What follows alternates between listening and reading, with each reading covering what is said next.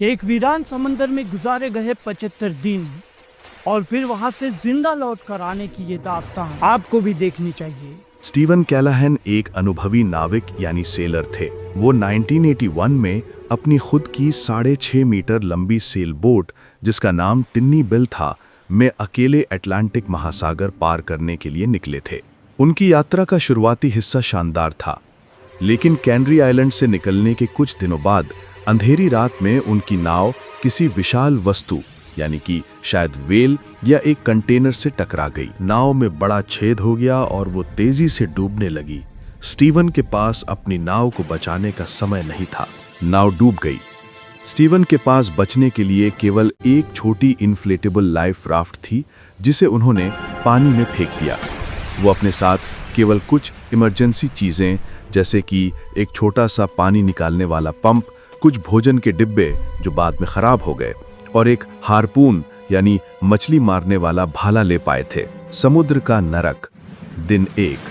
नाव डूबने के बाद स्टीवन को पता था कि कोई रेस्क्यू पार्टी उन्हें नहीं ढूंढ पाएगी क्योंकि वो शिपिंग लेन से बहुत दूर थे। भोजन और पानी। सबसे बड़ी चुनौती थी पानी। उन्होंने बारिश के पानी को इकट्ठा करने के लिए छोटे छोटे उपकरण बनाने पड़े। भोजन के लिए उन्हें छोटी मछलियों को भाले से मारकर खाना पड़ा। उनकी राफ्ट लगातार लीक हो रही थी। उन्हें हर दिन कई बार राफ्ट को पंप करना पड़ता था। समुद्री जीव जैसे कि शार्क राफ्ट के नीचे मंडराते थे। एक बार एक बड़ी मछली उनके राफ्ट में छेद करने लगी थी। हर दिन जीवित रहने के लिए लड़ना एक बात है, लेकिन अकेलेपन और निराशा से लड़ना दूसरी बात है। कई बार बड़े जहाज दूर से गुजरे, लेकिन स्टीवन की छोटी राफ्ट को देख नहीं पाए। हर बार ऐसा होने पर उनकी हिम्मत टूट जाती थी। उनके पास कोई टूल नहीं था, इसलिए उन्होंने अपनी सृजनात्मकता का उपयोग किया। उन्होंने टूटे हुए सामान और कपड़ों का इस्तेमाल करके राफ्ट के छेदों को बंद किया। भोजन खत्म होने के बाद स्टीवन को खुले समुद्र में एक जलीय गुफावासी की तरह जीवन जीना पड़ा। मछली पकड़ना। उनका मुख्य भोजन माही माही मछली थी जिसे वे भाला बंदूक से मारते थे। मछली बड़ी और शक्तिशाली होती थी और इस प्रक्रिया में उनकी भाला बंदूक बार बार टूट जाती थी जिसे उन्हें हर बार किसी तरह जोड़ना पड़ता था। उन्होंने ट्रिगर फिश, उड़ने वाली मछलियां और यहां तक कि छोटे समुद्री पक्षी भी पकड़े। उन्होंने मछली के टुकड़ों को सुखाकर और नमकीन करके स्टॉक बनाते थे। स्टीवन अब इस समंदर में पूरे 75 दिन गुजार चुके थे और उनका शरीर पूरी तरह से कमजोर हो चुका था। बारिश न होने की वजह से अब पानी खत्म होने लगा था और स्टीवन डिहाइड्रेशन का शिकार हो चुके थे।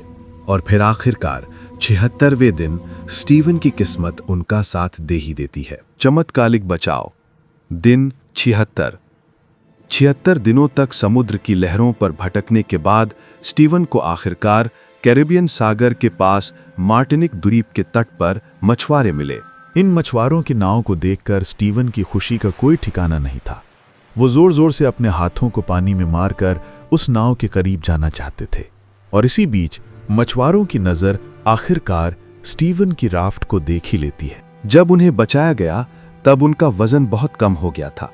उनकी त्वचा खराब हो गई थी, लेकिन वो जीवित थे। उनकी कहानी ने पूरी दुनिया को प्रेरित किया और उन्हें एक सच्चे सर्वाइवल हीरो के रूप में पहचान दी। संयम और समझदारी ने ही स्टीवन की उम्मीद जगाए रखी।